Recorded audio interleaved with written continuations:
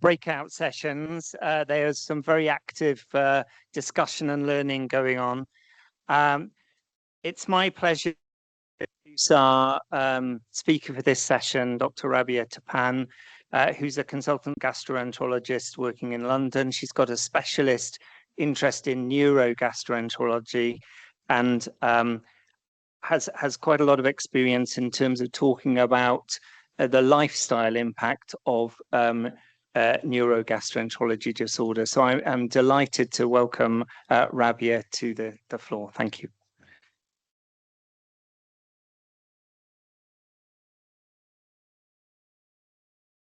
Good afternoon, everyone. It's such an honor to be here. Thank you so much for the invitation. When Umakant introduced me last night, he said, "This is Dr. Rabia, and she's going to deliver an amazing talk on pain management tomorrow." And of course, I felt zero pressure.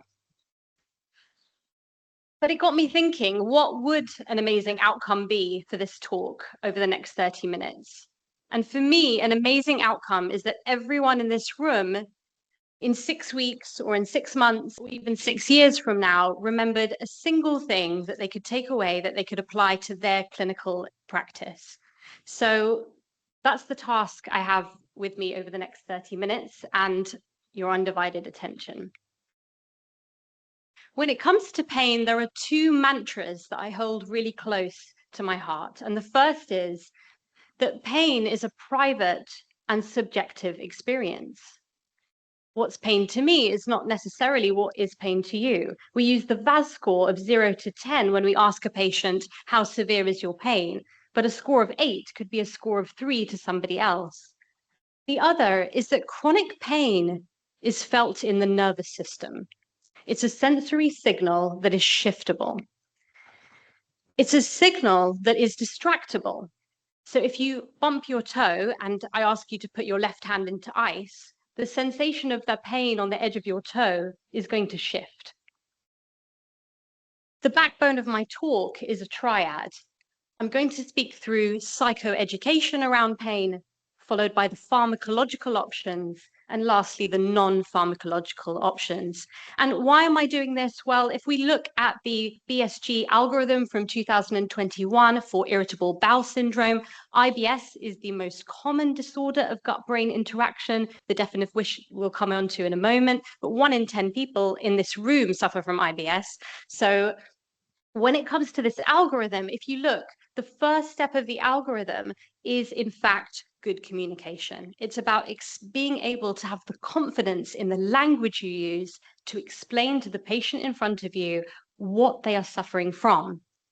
The next step, and I'll of course skip over first line treatments because they're so commonly used and we're confident with them, but the second line treatments, which is central acting neuromodulators, as I will show, we lack confidence in the prescription of these. And lastly, but not least, is the psychological therapies. Now, I feel quite controversial about this treatment algorithm, because I'm not sure psychological options should sit third line.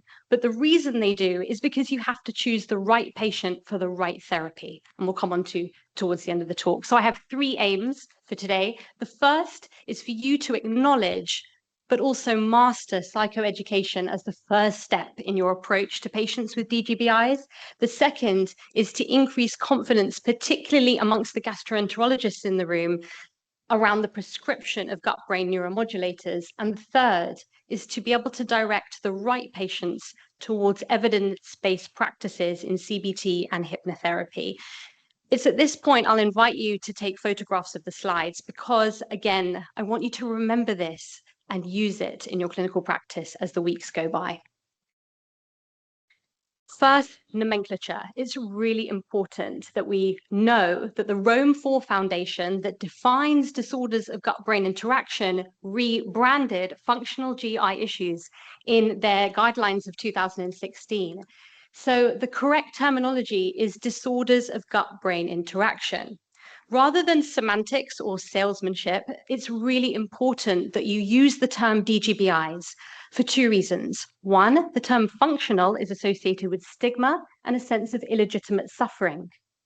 The second is that this reflects what we now know about the underlying pathophysiology of these conditions. There have been hundreds of studies that look at the 5 pathophysiology underlying mechanisms behind DGBIs, from motility disturbance to visceral hypersensitivity, altered mucosal and immune function, the alterations in the microbiota, and CNS processing.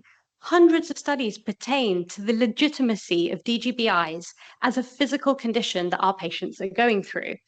And they are highly burdensome. So if you look at this map of the UK, what you'll see is that across the UK, 1 in 3 adults suffer from a DGBI. And in Wales, this amounts to 36%. So 1 in 3 patients who you meet, whether you're an endoscopy nurse, an IBD nurse, a surgeon, even a pathologist looking at slides, you will be looking at these patients on a daily basis. It's relevant to everybody, and it's undertaught in medical education. In fact, the medical curriculum and the SCE in gastroenterology only mentions IBS.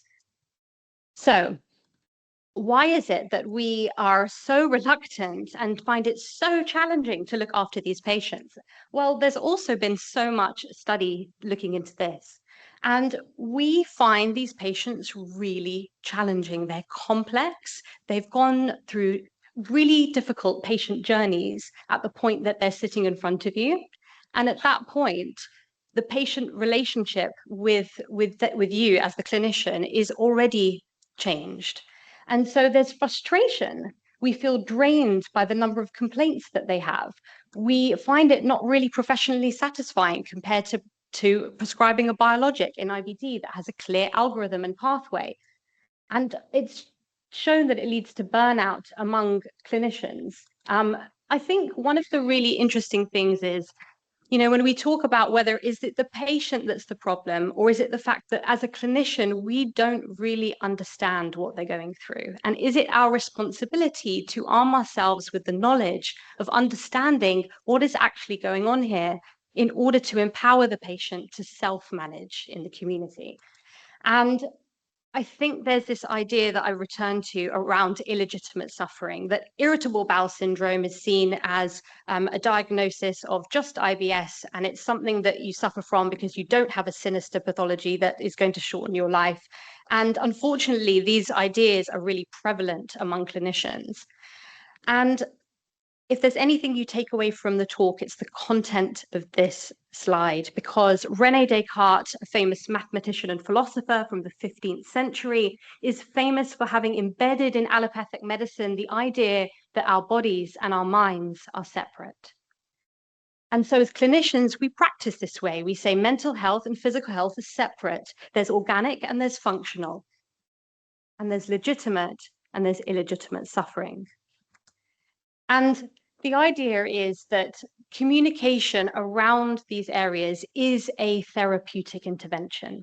Being able to communicate to patients that they have legitimate suffering, that these conditions have an underlying pathophysiology, and that we're coming to understand that at the forefront is part of our role as responsible practitioners. And this study demonstrates by the Rome Foundation that effective communication skills actually improves health outcomes. When you have a complex patient sitting in front of you, there is only one question that will help you both to uncover exactly how to help them heal at the next step in their journey. And the question is this: if I could address one symptom today, what would it be? I promise you that asking this question will clear the fog, and it will allow you to address the single symptom that will make sure they do not keep coming back to A&E and other appointments. And that's because as a clinician, we become honed in on the most obvious abnormality. You have constipation, you have pain, but for the patient, what matters is their bloating. The other side of it is that we're practicing narrative medicine. We're asking for the patient's story, which unravels over time. And how difficult is this in a 20-minute consultation or a 10-minute consultation? Often my consults take an hour, and not having the luxury of that becomes, a system error. And I think we have to be vocal about the system errors to patients. One of the things that takes the steam out of them is to say, I'm sorry that you've had this time where you've spent years seeing practitioners who haven't had the time to listen. I'm really stuck because our appointment is this long. And I find that really helpful. vocalizing around system restraints without taking the blame or saying that this is not something that will be fixed.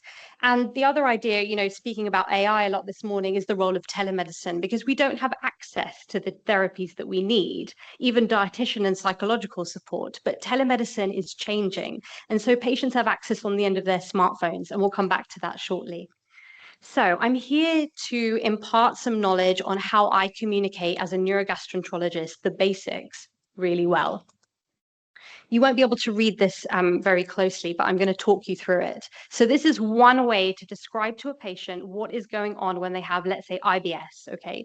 You start by saying that the signals from your gut are constantly being sent to your brain all of the time, because the gut and brain are bidirectionally communicating since birth. And so the gut tells the brain, for example, when you need to pass wind or go to the toilet. And those signals are traveling from bottom up. They actually travel 70% of the signals travel bottom up. And we know that because 70% of the fibers in the vagal nerve are afferent. So we know that most communication is going bottom up. The brain interprets those signals, but it keeps most of them outside of your conscious awareness, which is why right now you don't know how you're digesting your tacos or your cupcake from lunch, because it's keeping most of that information outside your conscious awareness. And then the brain tells the gut, oh, I'm at my partner's house and it's safe to pass wind, or it's not because I'm in a room full of other delegates, and therefore the external anal sphincter closes and you won't undergo that situation. But what happens to our patient with IBS? Under a state of heightened stress or trauma in the past, more and more signals enter the conscious awareness of that patient. And therefore, they're always in a situation where those signals are being told to their brain that something is going on. Metaphors are also really useful. I like the faulty fire alarm analogy, and I'll talk you through it now. So what I say to a patient is, imagine that your gut was like a fire alarm, and actually the burnt toast in the kitchen, which emits smoke, is sensitively setting off your fire alarm. But not only that, the volume is amplified. There's something wrong where it's really loud, the signals that are telling you you're in pain, and the switch is broken. So you can't turn this off. And so you get overwhelmed. And through your overwhelm, you start to think and feel and do things that compound those symptoms and leads to a vicious cycle. The surgeons in the room will like this single sentence because I'm sure that's all far too complicated. And the sentence is this: if your body was a house, the problem is with the electrics and not the plumbing. Useful for endoscopy, because if I scope a patient, I spend 7 minutes on a gastroscopy with dyspeptic symptoms and it's normal. That patient sits up, I say it's normal, thank you very much, out you go. They look at me and they think, oh, thank God I don't have a cancer, but now what? And I say something along this lines, the plumbing is fine, but the issue is with the electrics. And it allows them to understand that the gut is complex. It's not one long tube from mouth to bottom that has a single lumen. It's got layers of connective tissue, an enteric nervous system, and all of that is intricately linked. So what happens if you've communicated excellently to your patient, but you are a gastroenterologist, it's your bread and butter, and you've got an IBS patient in front of you or functional dyspepsia, and you need to do something more? We have medication. We have centrally acting neuromodulators, and the brain gut has noradrenergic, serotonergic, and dopamine neurotransmitter systems. So these are drugs that act centrally, but because of the peripheral receptors, are able to modulate the pain within the gut. And their mode of action is limiting the reuptake of the neurotransmitters binding at those receptor sites. Now, they're often referred to as antidepressants because a lot of these medications are traditionally used for that, but I would really implore you not to use that term because we have this nomenclature of neuromodulators. And I think when you say, oh, traditionally it's used as an antidepressant, patients already, their internal flag system highlights, and it can be really difficult. So please refer to them as gut-brain neuromodulators, and the improved understanding in their pharmacological value will reduce stigma. The thing is, we lack confidence. We don't really know how to prescribe these, and that's probably why I've been brought here to talk a little bit and very specifically about the use of them. This is a survey that took place in the United States. It's a study in 2021 that looked at 525 gastroenterologists, and it asked them, how do you feel about prescribing these neuromodulators? And the graph on the left demonstrates confidence. So the y-axis is 1 from not very confident to 4 very confident. And along the x-axis is the different classes of neuromodulators. So you've got tricyclic antidepressants, serotonin reuptake inhibitors, serotonin noradrenaline uptake inhibitors, and then anxiolytics and antipsychotics. And what you can see is that most gastroenterologists felt most comfortable with amitriptyline and nortriptyline. So they feel comfortable prescribing the TCAs, but less so as these classes continue. And why is that? Well, this graph on the right demonstrates the reasons, and the top reason is concern about needing to address the side effects. You know, you're in clinic, you've got 20 minutes, you prescribe a drug that you're not really familiar with, and then you wonder, you know, how are they going to, what are the side effects, and are they going to suffer from them, and is the GP going to titrate them properly? So I think the thing is, if we don't prescribe these medications, what happens is there becomes an over-reliance on pain relief from the opiate family. And we know that opiates, and in particular codeine, has such detrimental effects on the motility of the gut. And so, you know, data suggests that around 15% of patients in the UK are on these drugs. And so really, it's our duty to bridge the gap in our understanding to become more confident prescribing these drugs so our patients have a different mode of relief. And going through these treatments, I think, you know, the main thing is that when pain is dominant, your TCAs are your first armory. But when anxiety and depression is predominant, then the SSRIs are really the medication that is going to help much more. So let's go into these in a little bit more depth, because for me, nobody ever really taught me how to prescribe these drugs. And so I've made this crystal clear. The slides are fairly busy. Feel free to take photos and refer to them later. IBS has different subtypes, as you're aware of, so it's just the graph in the top right corner. Let's talk a little bit about amitriptyline.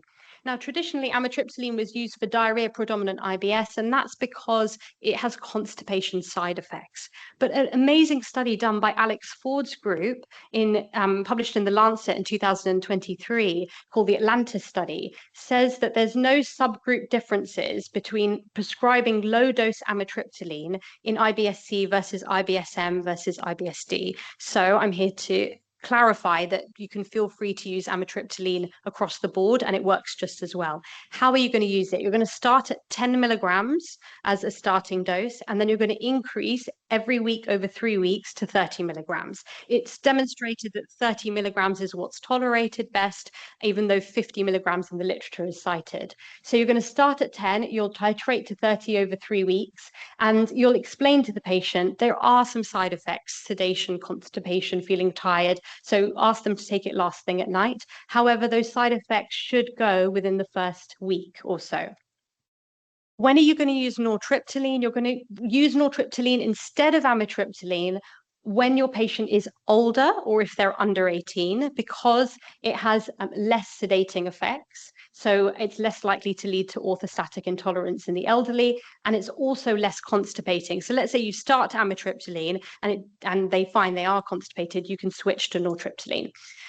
So as I've said, the Atlantis study says that you don't need to avoid it anymore in IBS-C, but you do need to be very careful if they have comorbid anxiety, depression with suicidal ideation. So this is the one question I want you to ask, because it is toxic in overdose. And how long are you going to continue this drug? Well, you're going to continue it beyond the period of clinical benefit. So you need to keep going up to a year and then taper the medication. Now, SSRIs, I find a little bit more difficult to prescribe, and I think it's because we're not psychiatry trained, so it becomes a little bit more challenging. But I would urge you to consider these when you have predominant anxiety and depression. If you have a patient in front of you and mood disorders predominate, these are the medications that you should think about prescribing. And the key thing is to have a really good relationship with the GP to monitor and increment these. Again, there's avoidance, so GI bleeding, manic depression, and hyponatremia. You can refer to these slides afterwards. I'm happy to share them as well. Now, functional dyspepsia, just to go over a definition, it's just as common as IBS, in fact, not more. And it's essentially an upper gut disorder. The main symptoms are any three of postprandial pain, postprandial discomfort, epigastric pain, or early satiety. So these are the symptoms of functional dyspepsia. As an endoscopist, you'll see this quite often because a lot of patients with normal gastroscopies will have this collection of symptoms. And the drug that I use the most is mirtazapine. And mirtazapine has an effect on gastric accommodation. And it's also very good for nausea. And it's really good for the patient who's lost a lot of weight because of disordered eating behaviors alongside their symptoms. You start at 15 milligrams, and interestingly, it has an antihistamine dose at that level, but unfortunately, the side effects of sedation are higher at that level, so you want to increment quite quickly. And duloxetine is another medication you can feel really safe and confident prescribing because it's for generalized abdominal pain, so I often use that as second line. I'm a big believer in holistic therapy for patients with disorders of gut brain, and that's because there are other things that have been studied in the literature, and in particular peppermint, for example, that we've used a lot. I mean, we use peppermint enemas in our endoscopy. Why not using it from an oral route? There have been so many randomized control trials looking at the use of peppermint for dyspepsia, but what really interests me is the combination with caraway oil. There's been at least 2 placebo-controlled RCTs that says that the combination of peppermint and caraway oil is very good for the symptoms of dyspepsia. And in Japan, they have this drug Riconchito, which you can't access here. And you may have heard that there's many, many more randomized control trials. I think we're up to 6 now in Iberogast, which is an STW5 compound of 9 plant-based components. The issue is that we don't have these access in the UK. And so I'm just pointing you to the middle figure. I have no disclosures or links to these companies, but peppermint oil just in Holland & Barrett, or a essential oil called Zengest, which you can drop into water, has been so good for my patients with dyspepsia because it allows them to eat and vary their diet more frequently. So that would be probably my one recommendation. To come on to the last sections of my slide, I'm talking about brain-gut behavioral therapies. And these treatments are clinician-administered short-term and non-pharmacological interventions. CBT, but gut-directed CBT, is the most well-studied therapy. There's over 30 randomized control trials, and there are multiple forms of delivery that work: face-to-face, via Skype or Zoom, group and individual therapy. They've all been proved to be non-inferior to one another. The indication, is for patients who have pain or other GI symptoms where anxiety and depression have come about as a cyclical response to their symptoms, not the patient in front of you who has long-standing anxiety and depression as a comorbidity that predates their GI symptoms. For them, talking therapy is probably better. So the potential mechanisms are they act on our thoughts and our behaviors around our relationship to pain.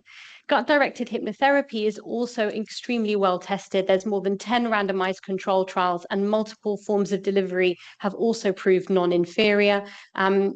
The indication is mainly for irritable bowel syndrome, but I'm a qualified hypnotherapist, and I've practiced it in IBD and functional dyspepsia, and it's been effective across the board because of the work of Professor Olson in the States and the scripts that he's made available to the public. So I wanted to talk a little bit about what hypnotherapy is, because again, speaking of stigma, it's really common for the patient in front of me to feel that they're going to be put into a trance-like state, like Darren Brown on stage, and be told to bark like a dog. And of course, the idea of us is to destigmatize and break down what hypnotherapy really is. So instead of looking like this, it looks more like this. And the patient in front of me is essentially in a relaxed state. And what is the definition? Well, you essentially read through a script that allows the patient to enter a state of focus and awareness and relaxation so that they are more susceptible to positive suggestions about their symptoms. And that's what hypnosis is. It's planting positive suggestions about their symptoms so that they change the way they think and feel on a very nervous system level.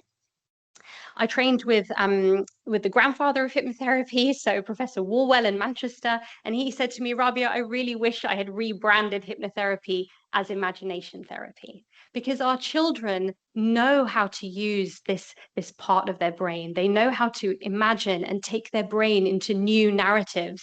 And in doing so, they separate themselves from things that are tethering them to the present moment, and they're able to unwind some of that conditioning. So if only adults knew how to imagine better, I think that we would be able to unwind some of those cognitions and behaviors. And of course, CBT is the vicious cycle between our thoughts, feelings, and behaviors. And disordered eating, especially among females, of which 2/3, of people who suffer from DGBI tend to be female, can get wrapped up with these kind of behaviors. And it's been shown that the disordered eating patterns and eating disorders work best with a CBT and hypnotherapy approach. I believe this is my penultimate slide, and it's to say that you need to choose the right patient for the right therapy. And so we have to have an understanding of what their condition is. Patients who are highly motivated with a high IQ tend to do better. So Dipesh Vasant and his team at Manchester published a review in 2022 in APT that showed, well, you know what, there are some features that mean that someone is going to do better on hypnotherapy. And these are the features: being highly motivated, where mood and behavioral symptoms are prominent, and interestingly, where they're on the more severe end of the spectrum. So comorbid anxiety and depression, I've mentioned, is going to be doing best with more of a talking therapy approach. The issue is you're probably all sat there saying, that's all very well and good, Dr. Ravi, but I don't have access to this stuff. I don't know if any of you have heard of the Nerva app, but Nerva was created by Monash University in Australia, the same university that came up with the low FODMAP diet. And they've created this app called Nerva. It's about £100 for the patient for 3 months, but apparently the company give you the money back if you don't do well with it, which I think is very ethical. And I've listened to Nerva. It's really good. There's a series of scripts on there that patients can listen to around their symptoms for IBS.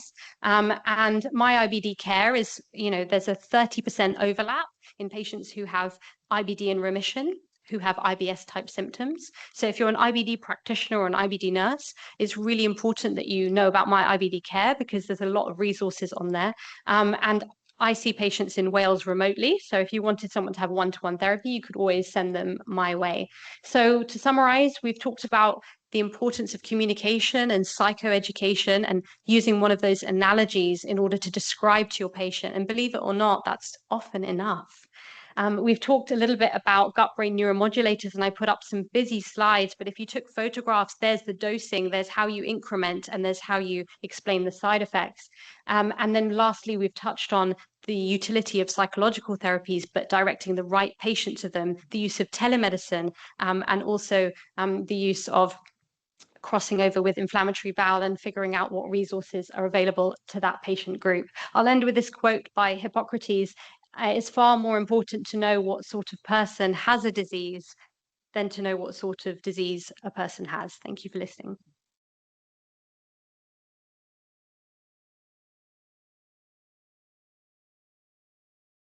Thank you, Rabia. That's given us all a really nice framework to think through these disorders, which are very common. We will see them all, and they do matter a lot to the patient. So we have a question from the floor, Matthew. Hi, thank you. That was a great talk.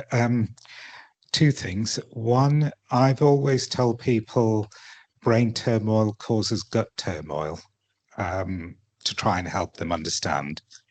The second thing is, a lot of the people I see with the brain-gut axis disorder seem to have connective tissue problems or have had sexual assault as children.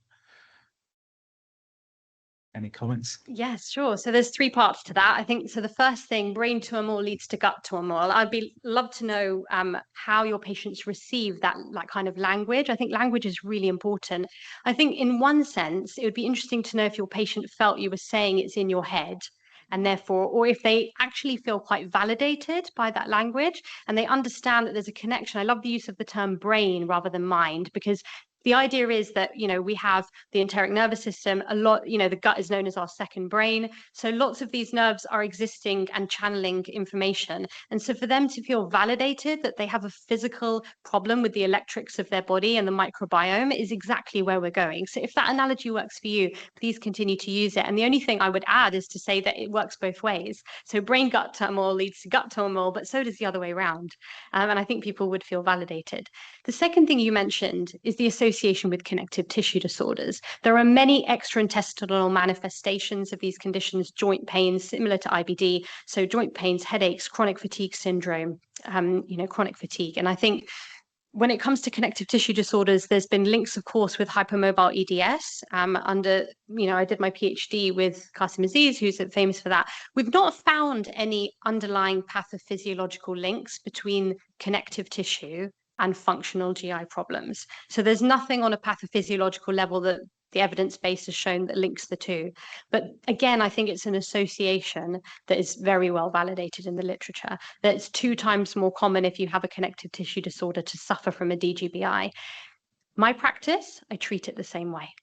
So I treat, whether someone's sitting with me with hypermobile EDS or not, I treat their DGBI the same way. And I think that's what I've learned from the best that they do.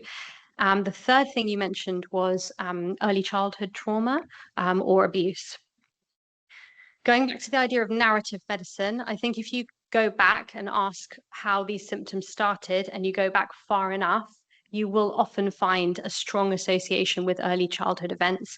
I think if those come up in consultation and you have 20 minutes, it can be really difficult as a clinician to unpack that. What patients really need is space. I find silence really powerful. I often give people a minute or so to digest what they have literally just told me. I reflect back to them that with compassion, that must be really hard. And I also ask them if they've sought the right help to that end. When it comes to PTSD, EMDR has really good evidence for PTSD, but less for childhood trauma. And I think even just writing that in the clinic letter in a way that's sensitive is also a really important acknowledgement for the other healthcare practitioners that see them after you, that you've untangled that part of their narrative. So thank you for raising that.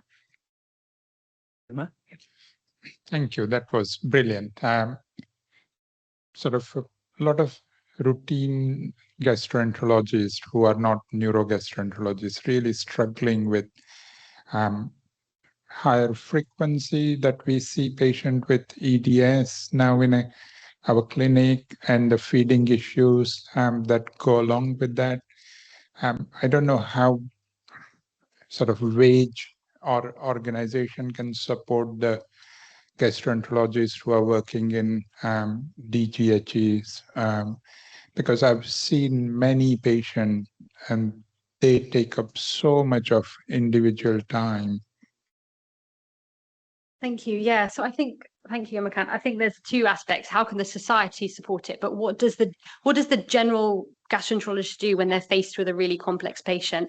I think the first thing is, after you've heard their narrative to an extent, in a way you have to have a boundary in the consultation and come to a point where you feel like you've gathered enough information, switch to examination, because patients like to have tactile feedback. So often as gastroenterologists, we do the history, but we don't examine because we feel like organic pathology has been ruled out. And examination is really important in my clinic. It helps break up the patient narrative when they've got caught in a cycle. When I bring them back from examination, the question I ask is, what is the one symptom I can help you with? When I ask that question, it hones their mind on the single symptom I can help them with. I focus on that symptom and I park the rest for the next consultation. So I think it's about managing the consultation and the expectations of the patient. I think if you know how to communicate what's wrong with them, they feel really heard and validated, and they're less likely to come back. You mentioned nutrition problems. It's a huge thing that sometimes if these patients have been left with a really complicated journey, they end up needing enteral and parenteral support. And that's the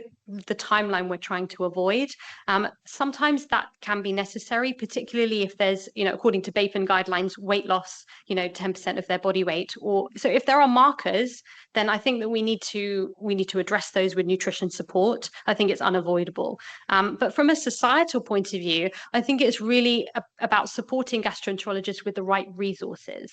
So I think if you can create resources that gastroenterologists can use, whether it's patient information leaflets or videos that patients can watch or directing them to their own foundation site, then they have something to take away with. So I would develop resource packs and disseminate them so that patients can start to have takeaways. I think that probably is something I could help with. Any final questions? Sabrina. With regards to neuromodulators, do you always use them as a more therapy, or do you use it in coaching? That's a great question. I would say for the clinician starting out, it can be a bit difficult when you combine medications because you don't know what are the side effects. So I always start as monotherapy, but there are some combinations that are completely safe. So I think, for example, if I start amitriptyline and I dose escalate to 30 milligrams, and predominantly I'm using that for a patient who has abdominal pain, and it may help their diarrhea, but they say that they've let's say got 50% better, but they're not completely better. It's really safe to combine it with duloxetine. So duloxetine would be my second agent, and then I would dose combine. And I think the main thing is to feel like you are confident with the doses, co-prescription, and you have a really good relationship with the GP. You know, often I have to pick up the phone to the GP and I say, look, I've prescribed this. My follow-up's not for 6 months, but I really need you to have a check-in in 6 weeks, or hand the ownership back to the patient, you know, to say you've got to book a GP appointment in 6 weeks to check in. And I think that's the thing. Some of the ownership has to be on the patient as well. So you work as a team. Thank you, Rabia. Fantastic talk. I'm sure there's lots of learning points that people have taken from that. Thank you so much for coming to talk to us. If you give a hand.